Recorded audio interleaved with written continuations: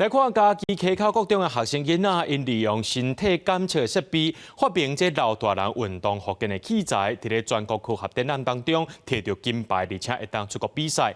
不过，这出国的费用对因来讲是真大的负担。学校已经有甲县政府申请补助啊，也希望社会大众做伙来甲因斗相共。由叮当感应设备到某台机器人两面都对咧叮当。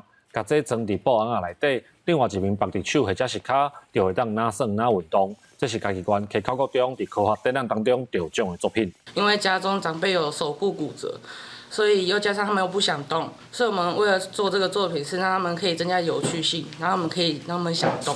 除了运动的器材，同款的技术嘛运用伫传统的布袋戏顶面。设计学生讲，手势转变红仔的动作就会无同。布袋戏结合科技，替传统加添一寡趣味。不要让布袋戏没落掉，所以我们就结合科技与传统。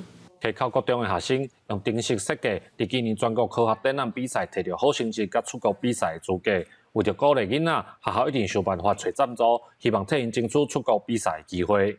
阮内底有囡仔，有单亲的啦，吼，嘛有即个新住民的囡仔，其实厝内环境也无介好啦，吼，都希望讲爱有学校的补助。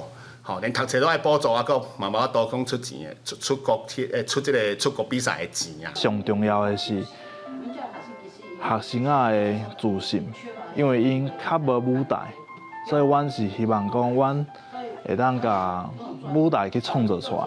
学校表示，全卡的囡仔用传统的布袋戏甲老人的需求，设计符合在地生活的发明。要出国去比赛，也需要60万左右。